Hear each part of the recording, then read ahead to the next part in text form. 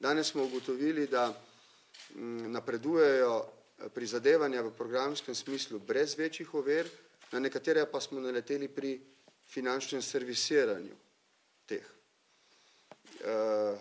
Ker imamo nekoliko različne poglede na to, kaj je mogoče in kaj je potrebno finančno servisirati, da bi programsko projekt Evropske prestolnice kulture uspel tako imenitno, kot si vsi želimo.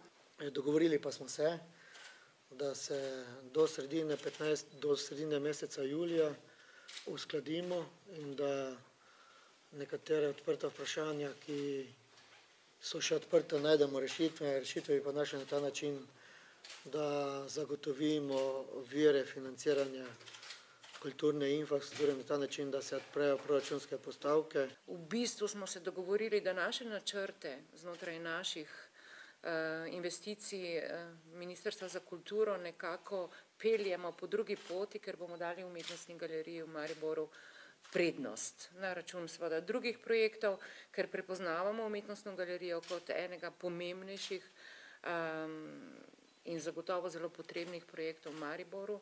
Nismo se pa uspeli dogovoriti dokončno za višino sredstev. Torej, občine vemo, da je v prijavi bilo oddanih za programski del 20 milijonov sredstev strani države, sedaj smo pristali na številki približno 10,7 in bomo razliko še nekje iskali na naslednjih delovnih sestankih. Strani investicij v infrastrukturo bi pa država naj zagotovila 70 milijonov in v tem trenutku ugotavljamo, da po proračunskih postavkah v državnem proračunu manjka približno 30-40 milijonov je nekako zagotovljenega in se ve približno, kje je.